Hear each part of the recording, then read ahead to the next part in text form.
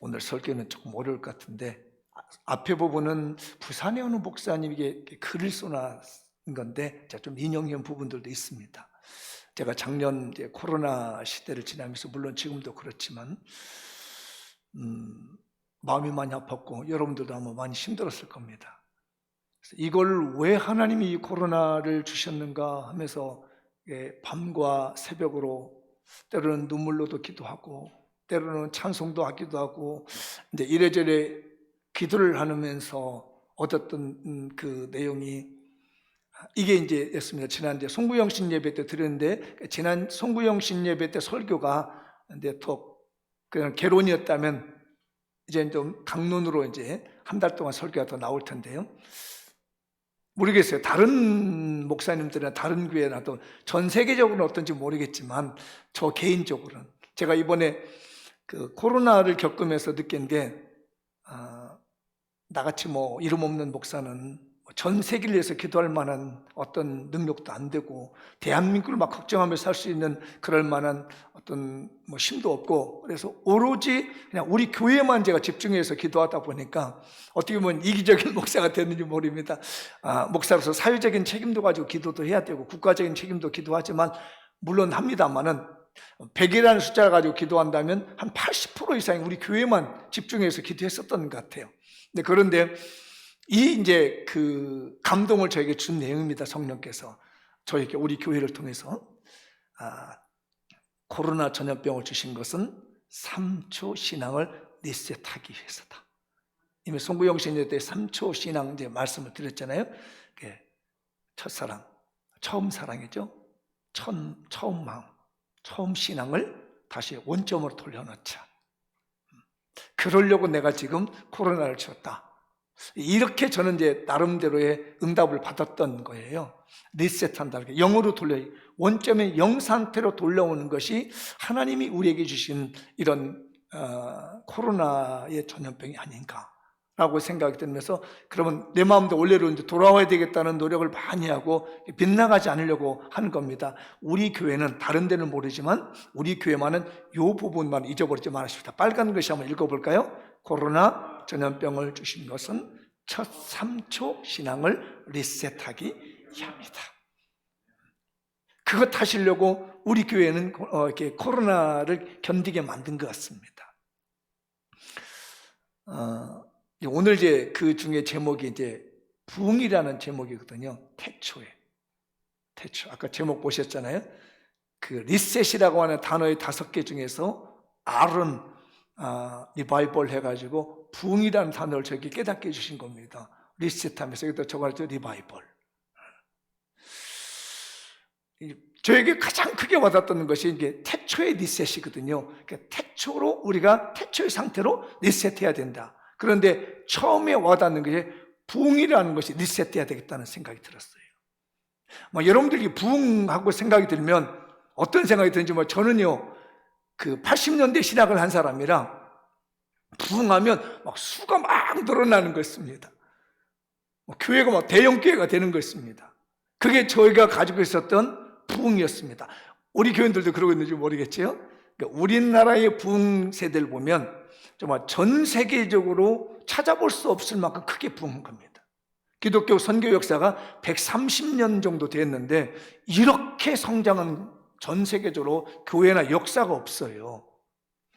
보니까 한 30년 동안 우리 교회가 부흥됐더라고요. 이 부분은 제가 이제 정리한 게보다는 어느 목사님 이름을 잊어버렸는데 정리한 부분 일부 소개하는 내용입니다. 제 나름대로 방식을 정리해서 1960년대부터 1980년대까지 30년 동안 우리 이 교회가 어마어마하게 부흥됐습니다.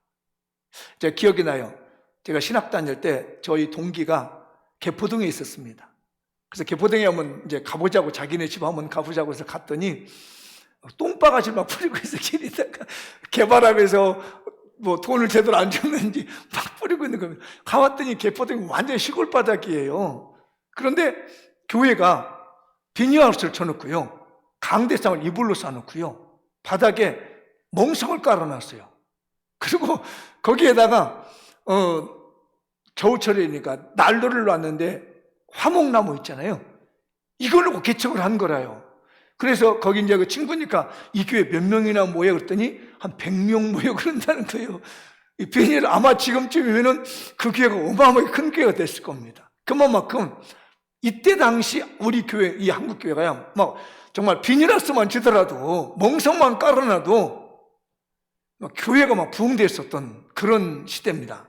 그래서 이 1960년대에서 80년대가 우리 교회가 성장하게 되는 환경에는 세 가지 정도가 있더라고요. 첫 번째가 사회 정치적 환경이 있었습니다. 여러분 1962년도에 박정희 대통령이 경제개발 5개년이라고 해가지고 계속 5년 동안 개발하는 거 기억나시죠? 그때 이제 박정희 대통령이 우리나라에게 굉장히 큰 영향을 미쳤습니다. 이게 이제 우리나라의 사회 정치적인 배경이에요. 그 다음에 이제 신학적인 배경은 미국의 풀러 신학교에서 교회 성장학파라는 사람도 있었습니다. 제가 액트의 아서연합 신학대학원을 다닐 때 영향을 저도 거기도 받았습니다. 교회 성장학. 그래가지고 교회 성장학 배우고 말이에요.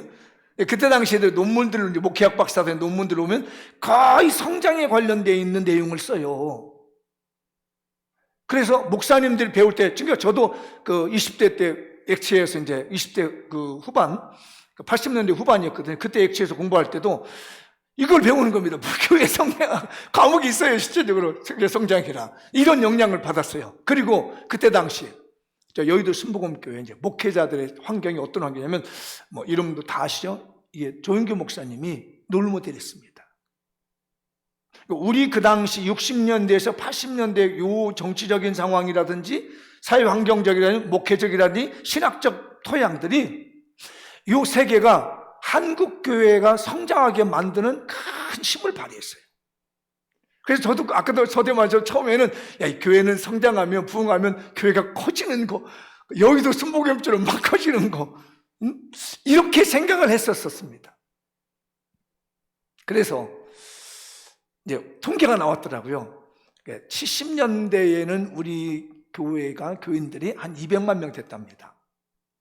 1974년 엑스폴로 74 해가지고 빌리그램 목사님 모셔다 여의도 광장에서 막 집회하고 있었던 일이 있었거든요. 근데 그때 이제 70년 후반 엑스폴로 74가 이제 넘어가면서부터 우리 한국교회 교인들이 400만 명대가 됐답니다. 그래서 70년대 후반대를 지나가면서 매년마다 100만 명씩 성장을 했대요. 이게 숫자적으로요. 어마어마한 부흥이 일어나는 거죠. 그리고 1980년대 후반, 제가 이제 신학대학원 쪽에서 그 액치에서 이제 계속 그걸 연구하고 이제 볼 때 600만이던 성도가 드디어 1000만 성도가 됐습니다. 여러분 들어보셨죠? 1000만 성도. 안 들어보셨나요? 대답이 없어. 별로 관심이 없나 보다. 그래서 가끔 그러다 1000만 성도, 1000만 성도 그러잖아요. 안 그래도 그렇다고 그래봐. 아이 참. 에? 아멘. 아, 그래. 이렇게 아멘 하셔. 1000만 성도라고 그래요. 그만큼 부흥됐습니다. 교회도 어마어마하게 커졌고요. 성도들도 바글바글 했었습니다. 그래서 1980년대 후반대에서 우리 한국교회는 1000만 성도다 했습니다. 교회도 무지 커졌고요. 사람도 어마어마하게 많았어요. 근데 여기에 이제 구호가 있었습니다. 구호가. 이렇게 되게 만든 데는 아까 1960년대에 박정희 대통령이 외친 게 있으시면 뭐죠? 새마을운동. 잘 살아보세, 잘 살아보세, 우리도 한번 잘 살아보세. 기억나시죠? 네. 60년대, 70년대가 초등학교 시절이기 때문에 맨날 그 내려오면서 잘 살아보세. 교회, 우리 그 동네에서 집회가에서 새벽만 되면 나오는 거예요. 잘 살아보세. 새벽종이 울렸네, 새 아침이 밝았네. 해서 아이 정말 잠을 잘 수가 있어야지. 늦잠꾸러기인데 그러면서 경제개발 5개년 계획을 하면서 우리나라가요, 저도 기억이 나는 80년대에 꿈이 있었습니다. 80년대만 되면요, 우리 대한민국이 그냥 부강한 나라가 돼가지고 대단한 나라가 될 거라고 하는 물질적인 풍요로움과 경제적인 성장이 꿈이 있었습니다. 이게 사회 정치적인 구호였습니다. 그런데 교회에서는 그때 무슨 구호를 외치냐면 총동원 전도지를 납니다. 강군하여 대접을 쳐라! 그러면서 교회가 폭발적으로 일어납니다. 성장 지상주의에 빠지고 숫자의 성장이 막 늘어나기 시작했습니다. 그래서 아까 말했죠. 80년대 후반에 1000만 성도가 되었던 거다. 강건하다 내 집에 태어서 막. 얼마 전까지 몇십 년 전까지만 총동원 전도주에 해가지고 막 전도비를 갖다 뭐 수천만 원 갖다가 오는 대로 막 선물 갖다 막 주고 뭐 상품 싸달라고 막 갖다 주고 말이에요. 이렇게 하면서 교회가 어마어마한 성장을 가져오게 됐어요. 그래서 그런 세대를 지나다 보니까 그런 시대에 신학을 냈고 그 시대에 20대, 30대를 지나다 보니까 제게는 생각에는 부흥하면 리바이벌하면 이것만 있는 거예요. 성장 지상주의, 숫자적인 부흥, 숫자적인 성장, 여기에 꽉 쩔어 있었습니다. 그런데 한 가지 중요한 걸 놓칠 것 같습니다.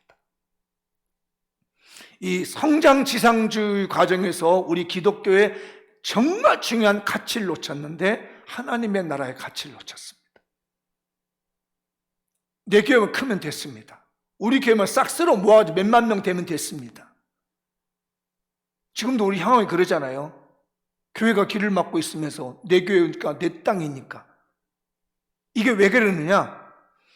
60년대, 70년대, 80년대를 지나오고 있는 이 성장 지상주의, 숫자 지상주의에 빠져 있다 보니까 교회가 그게 부흥인 줄 아는 거였어요. 그게 교회의 모습인 줄 알았습니다. 그 시대에 신학을 한 사람들은, 그 시대에 학문을 한 사람들은 그게 교회의 모습인 줄 알았습니다. 그런데 제가 담임 목회를 하면서 여기서 너무너무 많이 회개를 했습니다. 너무 가슴이 아팠습니다.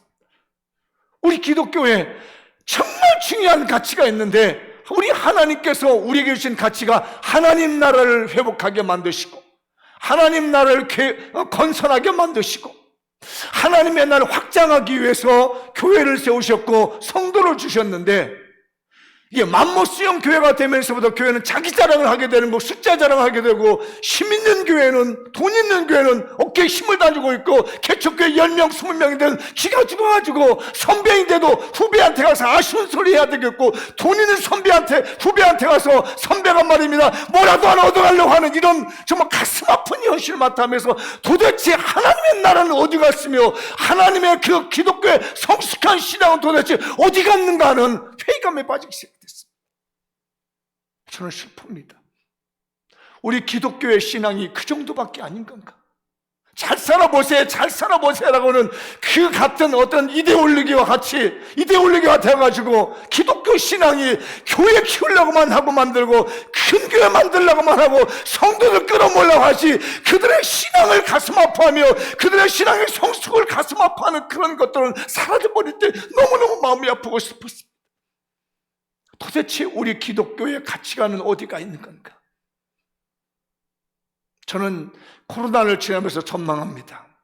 저희 세대에, 저도 60년대에서 태어났기 때문에 저희 세대가 배웠던 경제 부흥이라든지 숫자 부흥이라는 것이 꽉 내어 있는데 이제 하나님은 그것이 아니라고, 중요한 기독교의 가치는 하나님의 나라를 세우는 것이라고, 하나님의 나라를 확장하는 것이라고, 기독교의 성숙한 신앙을 세워가는 것이라고 지금 코로나를 통해서 하나님이 패러다임을 전환시키고 있는 줄 믿습니다. 경제 부흥이 이데올로기가 되어 있고 숫자 부흥이 이데올로기가 되어 있는 이 우리 교회를 향해서 하나님께서 얘들아 정신 차려, 내가 원하는 건 그런 것보다도 기독교의 성숙한 신앙을 원하는 것이며 하나님의 나라를 세우기를 원하고 있는 것이지 너의 이름을 드러내며 너의 권력을 드러내며 너의 교회의 숫자를 자랑하며 너의 교회 건물을 자랑하라고 내가 지금 한국교회 30년 동안에 1000만 명이 되는 교회가 되게 한 줄 아느냐라고 하는 것을 깨우쳐주고 있는 겁니다.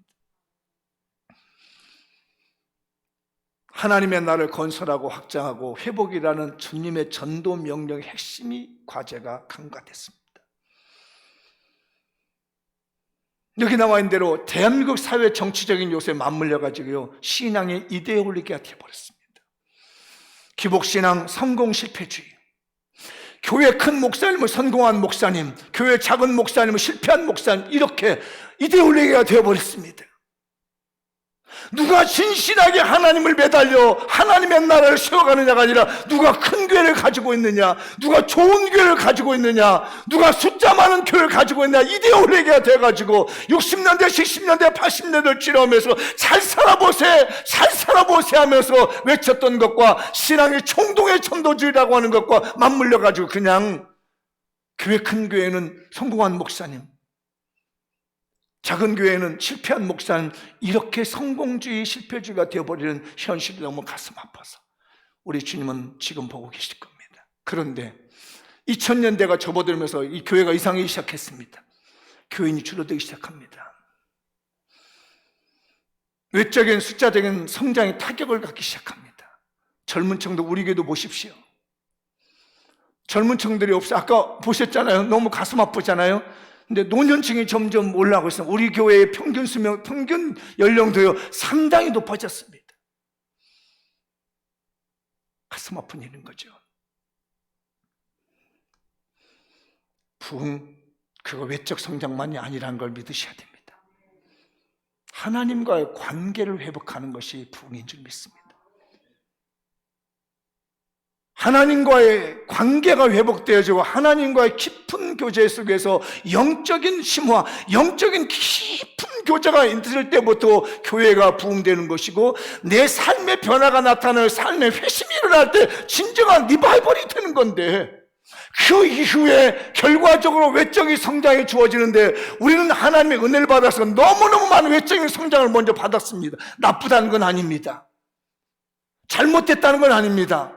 우리가 역사적으로 근현대에서 걸어오는 우리의 역사가 나쁜 것이 아니라 하나님 우리 교회를 사용하시려고, 제사장 나라를 만드시려고, 선교 국민을 만드시려고 막 부어줬는데 받아들인 우리가 이데올로기가 되어버려서 하나님과의 영적인 교제라든지 내 삶의 회심이 일어난다든지 이렇게 멋지 않고, 어디 가서 교회에서 장로님이 부자 됐다면 저분 믿음 좋은가 봐, 장로님이 가난해서 에이 장로가 돼가지고 왜 이렇게 가난해, 믿음 없나 봐, 이렇게 되어져 버리는 이상한 논리로 서가는 이 신앙이야말로 우리가 부흥돼야 될 신앙인 줄 믿습니다.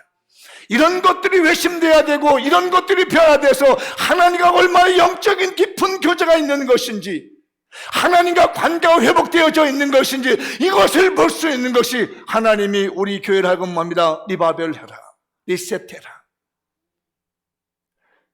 믿음이 성장하고 성숙한 이후에 교회가 성장해 나가기를 원하시는 하나님의 리셋의 명령을, 첫 마음을, 처음 사랑을, 처음 신앙을 다시 리셋할 수 있는 우리 교회가 될 수 있기를 축복합니다.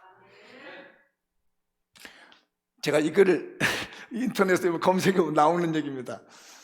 어느 교회, 대형 교회에서 청빙위원회가 보고한 내용입니다. 좀 어이가 없어서 제가 여러분을 소개를 해요.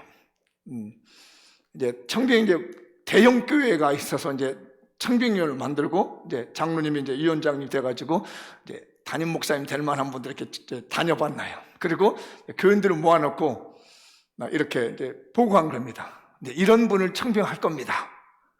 그러면서 10가지에 대한 얘기를 해요. 그 중에 하나가 한 교회에 오래 계신 적이 없고 자꾸 교회를 옮겨 다니십니다. 오실 분이 어쩌면 우리 교회에서 얼마 안 있고도 갈 것 같습니다. 그리고 두 번째, 설교할 때도 오로지 예수님의 십자가만 자랑합니다. 신학대학교도 나오지 않은 분이라 박사학위 같은 거, 요즘 흔한 박사학위 받은 것도 없습니다. 그러니까 교인들이 개탄하는 겁니다. 어떻게 우리 교회에 큰 교회에서 저런 분을 목사님으로 모시려고 할까? 이런 분위기가 싹 되니까 계속해서 장로님이 보고합니다. 결혼도 하지 않고 독신으로 사시는 분입니다. 청병할 목사님이에요. 목회하다가 돈이 떨어지면 곧장 돈도 벌러 나간답니다. 감옥에도 몇 번 갔다 온 적이 있는 전과자입니다. 외모마저 아주 못생겼습니다. 더군다나 간질병을 갖고 있어서 가끔 발작까지 합니다. 또 말이 어눌해서 설교도 잘 못할 뿐더러 아예 돈과 11조 얘기는 전혀 말하지 않습니다. 근데 지금 이 목사님이 조그마한 개척교를 담임하고 계십니다. 그랬더니 이 얘기를 듣고 있었던 교인들이 뒤집어져 버린 겁니다. 이렇게 크고 좋은 교회를 어떻게 저런 목사님을 담임 목사로 청병하게 되냐. 우리 교회 같으면 어떨 것 같아요? 어떻게 자격증이 됩니까? 여기 어떨 것 같아요? 그리고 장로님이 한마디 하십니다. 이분이 바울 사도십니다. 교회가 조용해졌습니다. 쭉 10가지 나열한 것이 바울 사도의 목회였고 그분의 모습이었습니다. 저는 우리 교회가 이번에 코로나 지나면서 작은 교회에서 참 좋았습니다. 그래서 제가 칼럼을 써서 오늘 주보에 놓아드렸는데 3분의 1 정도밖에 안 되는 내용입니다. 원본은 따로 있습니다. 이번 코로나 넘어가면서 제가 제일 가슴 아팠던 게 뭐냐면요, 우리 교인들을 담임 목사가 20명을 나오게 정리하는 데가 너무너무 괴롭습니다. 목사님 있어서 나오라고 해도 시원치 않은 밤인데 어느 권사님은 오후에 나오세요, 어느 집사님은 나오지 마세요. 정말 너무 괴로워요. 기도했습니다. 하나님, 나 너무너무 괴로워. 나 이거 안 했으면 좋을 것 같아요. 아니 어떻게 목사가 교회를 오라 마라 합니까? 근데 그런 마음에 성령이 제 마음이 졌으면, 야, 네가 만약 몇만 명 되는 교회에서 20명 곤란을 하면 너 어떻게 할 뻔했니? 너 몇천 명 되는 교회에서 20명 곤란을 하면 너 어떻게 할 뻔했니? 그래도 한 100명 정도에서 곤란이가 그 정도 괜찮지 않느냐? 5달란트 받은 사람이야 2달란트 받은 사람이 똑같아. 그래서 내가 그때 울었습니다. 작은 교회에서 너무 감사합니다. 내가 작은 교회 목회를 했기 때문에 그래도 감사합니다. 수천 명이 있는 교회 중에서 20명 나오도록 만들고 있는 그 목사님의 심정을 하시고, 수만 명 수천 명이 앉아있는 예배당에 다 비어있고 그냥 예배위원 몇 명만 앉아있는 그 목사님의 서글픈 마음을 생각하니 가슴이 미어지는 겁니다. 그래도 우리 교회는 작은 교회에 있기 때문에 또 눈에 보이게끔 이렇게 앉아서 띄엄띄엄 앉았지만은 앉아있는 모습이 너무나 감사했습니다. 지난주에 사랑의 양식 선물을 쌌습니다. 매년마다 하는 일인데 이걸 만약에 대형교회에서 했더라면 누가 갖다 싸놨겠다는 얘기예요. 원래 우리 교회는 작은 교회였기 때문에 그냥 작은 데로 갖다 싸놔왔더니 여기저기다 갖다 주고 위로받았느라고 심어놓느라고 감사하다고 하는 교회 좀 전달해달라는 얘기가 나옵니다. 아예 큰 교회라면 제가 생각도 못했을 겁니다.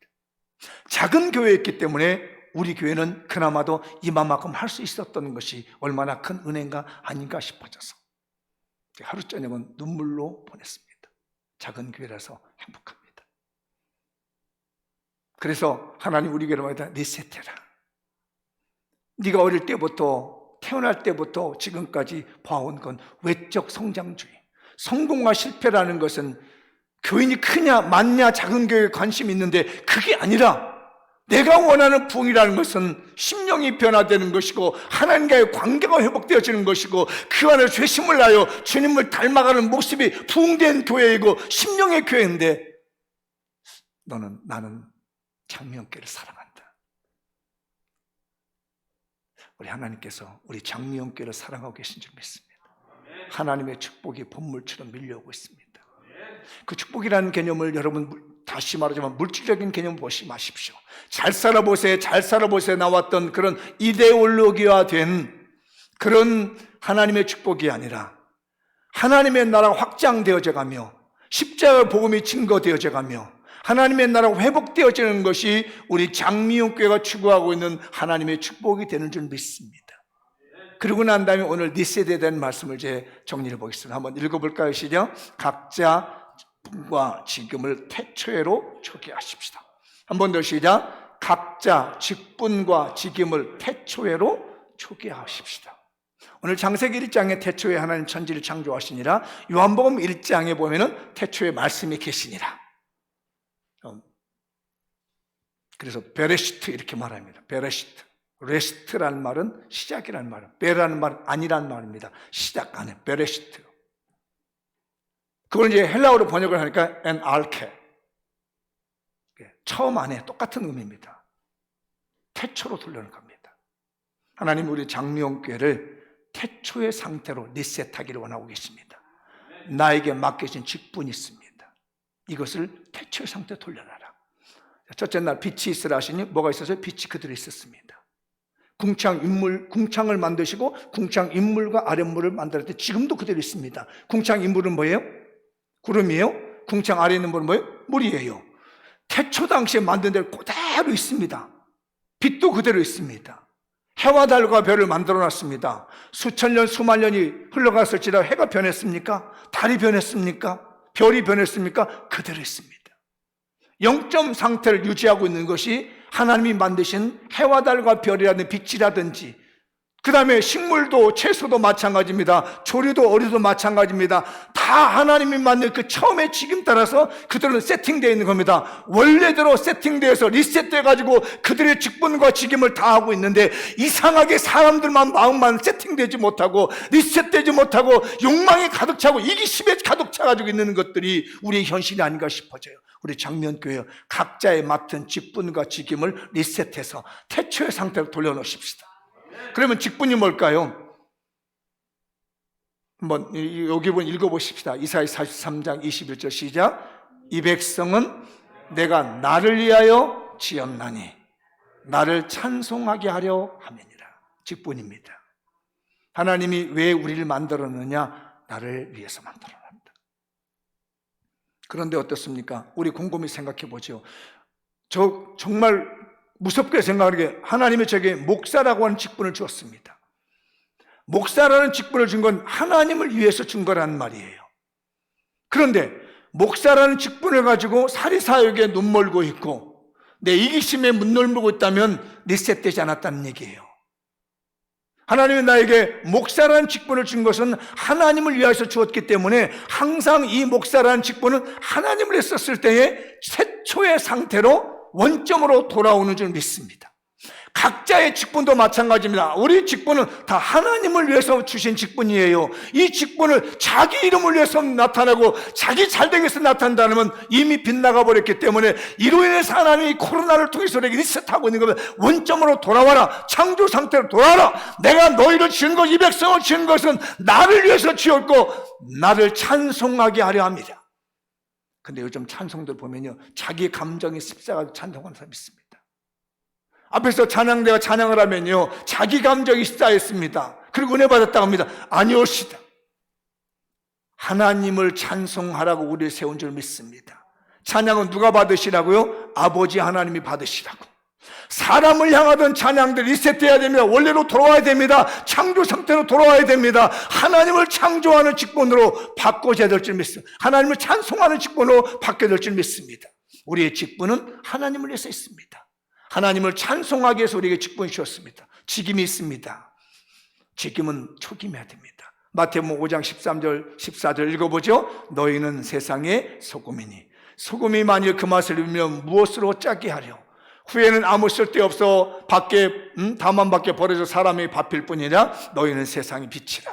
산에 있는 동네가 숨겨지지 못할 것이라. 우리의 직임은 소금과 빛이 되는 겁니다. 우리 장미원교회 직임은 이 시대에, 이 사회에 소금이 되어주는 것이고, 이건 모두 다 빛이 되어주는 겁니다. 소금과 빛의 특성은 뭐냐면 희생입니다. 자기 희생을 통해서 맛을 내어주는 것이며 자기 희생을 통해서 밝혀주는 거란 말이에요. 우리 장미연교회요, 직임을 초김해 하십시다. 우리는 뭐라고요? 소금의 직임을 해야 됩니다. 우리는 빛의 직임을 잘 감당해서 초기해야 됩니다. 혹시 나를 위해서 교회를 이용하는 것 없습니까? 나를 위해서 하나님을 이용해 먹는 것 없습니까? 나를 위해서 교회를 흔든 적은 없습니까? 리셋하셔야 됩니다. 원래 태초의 상태로 돌아올 수 있기를 주의 이름으로 축복합니다. 또 읽어보죠. 토부신앙을 부흥시킵시다. 토부란 말은 좋다, 아름답다, 복되다, 중합니다. 하나님이 천지를 창조하신다고 뭐라고 하면 하나님 보시기에 좋았더라, 하나님 보시기에 좋았더라. 여기서 좋았더라는 말이 토부라는 말입니다. 하나님이 보시기에 좋았더라. 그리고 마지막에 사람을 짓고 하는 말이 뭐냐면 하나님이 주신 그 모든 것을 보시니 보시기에 심히 좋았더라. 토부 메오드. 너무너무 좋았다는 겁니다. 하나님이 좋아하시는 일을 부응해야 됩니다. 그러면 하나님이 좋다는 얘기, 이 토브라는 말은 뭐냐면 하나님께서 우리에게 구원의 길을 제시해 주는 걸 갖다 좋았다고 얘기합니다. 그리고 하나님의 그 말씀대로 순종해서 나갈 때 좋다고 얘기를 하는 겁니다. 인간관계에서는 왕이 결혼식에 참석한 것처럼 행복한 것이 인간관계라는 말이에요. 성도와 성도끼리 미워하는 것이 아니라 성도와 성도들이 사랑을 할 때에는요, 결혼식에 참석한 처럼, 그것도 왕의 결혼식을 참석한 사람들이 하객들이 기뻐하는 것처럼 우리 성도들이 사람과 사람의 사이가 좋아져야 된다는 것이죠. 우리 성도들이요, 리셋합시다. 서로 잘 지냅시다. 그런 말입니다. 그래, 참 보기 좋다. 요즘 얼마나 정쟁이 심합니까? 서로 갈라져가지고 네 편 내 편 얼마나 싸웁니까? 교회도 그래, 사회도 그래. 하나님이 심히 좋다 안 합니다. 리셋해야 됩니다. 어떻게? 왕의 결혼식에 참석한 사람이 어울려서 행복하게 되는 것처럼 말이에요. 이 좋았다는 얘기는 도덕적으로는요, 착하다는 얘기입니다. 우리 장미연교회 착한 성도 되십시다. 우리가 사회적으로 나갈 때 착해야 돼요. 그러면 하나님은 참 좋다, 보기 좋다. 응? 착한 마음 좋다. 그리고 어디 가서 직장 생활해서 정당하게 임금을 받았을 때, 내가 노동의 신성을 가지고 내가 열심히 일해서 받은 대가를 받았을 때 좋다고 얘기합니다.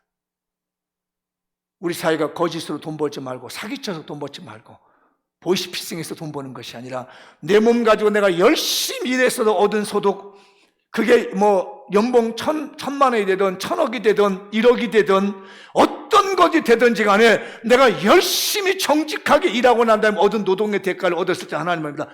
토부, 참 좋다. 우리 장미연교회가 눈속임으로 돈 벌지 말고 정직하게 해서 여러분의 수익을 올리시기 바랍니다. 그런 말합니다. 좋다, 참 좋다. 우리 토부를 회복하십시다. 그런데 돈 벌려고만 하고 말이에요, 사람과 싸우려고 하느니 하나님이 야 리셋해, 코로나를 보내가지고 야 리셋해, 다시 원점으로 돌아와, 다시 리바이벌 해야 될 것 같아 라고 하시는 말씀입니다. 그래서 우리가 한번 읽어볼까요? 하나님께서 보시기에 좋은 삶을 삽시다. 한번 앞뒤 분에게 권하시오. 시작. 하나님께서 보시기에 좋은 삶을 삽시다. 가정에서 예배를 드리는 분을 향해서 다 두 손 벌리고 한번 해봅시다. 우리 가정에 계신 분들도 저를 위해서 시작. 하나님께서 보시기에 좋은 삶을 삽시다. 아멘. 리셋해야 됩니다. 원점으로 와야 돼. 창조의 상태로. 하나님이 보시기에 좋았더라. 아, 참 너무 좋다, 너무 좋다. 해와 달과 별아, 난 너무 좋다. 암흑의 장로 너무 좋다. 장미옥계 너무 좋다. 너희들 참 정직하게 사는구나. 바르게 사는구나. 열심히 사는구나. 기쁘게 사는구나. 이렇게 하나님이 리셋할 수 있는 이번 계기가 되기를 축복합니다. 한번 읽어볼까요? 바라크가 회복되게 하라. 바라크가 회복된다. 오늘 성경에 보면요, 5번째 날 하고요, 6번째 날에 이 단어를 씁니다. 그전에는 안 나와요. 제가 못 찾았나요? 성경을 자세히 못 봤는지 모르겠는데 한번 읽어보죠. 22절. 하나님이 그들에게 복을 주시며 이르시되 생육하고 번성하여 여러 바닷물에 충만하라. 새들도 땅에 번성하라 하시라. 여기 때 복이라는 단어를 씁니다. 그 다음에 28절에도 단어를 써요. 하나님이 그들에게 복을 주시며 하나님이 그들에게 이르시되 생육하고 번성하며 땅에 충만하라. 땅을 정복하라. 바다의 물고기와 하늘의 새와 땅에 움직이는 모든 생물을 다스리게 하시니라. 요 두 가지, 5째 날과 6째 날은 복이라는 단어를 써요. 바라크라는 단어를. 왜 그렇게 썼을까 궁금하는데 이런 마음입니다. 5이라는 숫자는 은혜의 수예요. 6이라는 숫자는 땅의 완전수입니다. 그렇게 보면 하나님의 축복, 이 복이라는 단어는 뭐 경배한다, 엎드린다, 뭐 찬양한다 이런 뜻을 갖고 있는 게 이 바라크라는 단어예요. 그래서 이게 하나님께 무릎 꿇어 경배하고 기도할 때만은 비로소 복에 대한 존재감을 느낀다는 의미가 이 바라크라는 단어거든요. 우리가 하나님께 무릎 꿇어 기도하고 하나님께 무릎 꿇어 찬양을 할 때 드디어 그때 받은 복이 존재감이 있다는 얘기예요. 기도하지 않고 무릎 꿇어 찬양하지 않는데 내가 받은 불로소득하는 건 이건 복이 아니라는 거예요.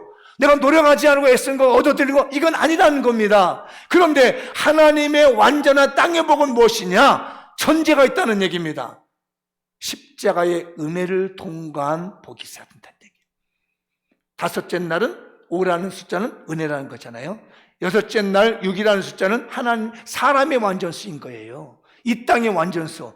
그래서 이 땅의 완전 하나님의 바라크를 받으려면 뭐가 전제되냐면 예수 그리스도의 십자가의 은혜에 의한 복을 받은 다음에 서야만이 그 다음에 우리가 받는 복이 그제서야 제대로 된 복이라는 얘기예요. 그러니까 예수 그리스도의 십자가의 은혜를 알지 못하고 기도를 한다든지 하나님을 찬양한다지 하는 오는 그런 복은 바람직하지 않다는 얘기입니다. 예수 그리스도의 십자가의 은혜에 감격해서 기도하며 찬양한 다음에 주시는 복은 이 땅에 받는 모든 것들은 하나님의 완벽한 복이라는 것이 오늘 창조 당시에 나오는 복입니다.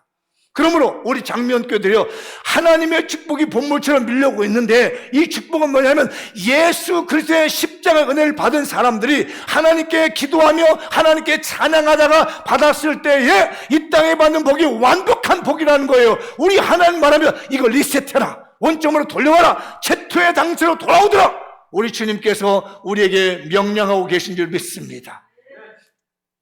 그래서 하나님께서 우리에게 명령한 5가지의 명령이 있습니다. 2021년 십자가 은혜를 기반으로 하는 장명교를 향한 하나님의 5가지 명령이 있는데, 이건 제가 설교를 하다가 감동받은 걸 여러분에게 전달하게 읽고만 넘어가도록. 자, 시작. 각자 맡은 직분과 직임을 태초의 상태로 초기화해라. 사람에게 향하던 찬양을 하나님께 향하는 찬양송이 되도록 직분을 초기화해라. 세상의 소금과 빛이 되는 직임으로 초기화해라. 하나님이 보시기에 좋았다라는 토부신앙으로 부응해라. 무릎 꿇어 경배할 때 복을 주시는 바라크 신앙을 부응시켜라. 아멘. 우리 교회가 초기화하십시다. 리바이벌 하십시다. 부응하십시다. 그러고 나면 또 아시겠습니까? 그 필요한 영혼들을 붙여주시기 아니겠어요? 우리의 심령의 부흥, 우리의 영혼의 부흥, 하나님과 영적인 관계가 먼저 리바이벌 되었을 때 우리 주님 우리 교회를 붙드시고 이 코로나 시기를 붙들고 나가시려 믿습니다. 마무리를 지어가겠습니다. 하나님은 우리에게 완전한 복을 주시기에 먼저 예수 그리스도의 십자가 은혜를 받도록 하십니다. 장명교회는 하나님 나라를 위한 성숙한 기독교 신앙을 기반으로 양적 성장과 질적 성숙을 사모해야 됩니다. 하나님은 이 일을 기뻐하십니다.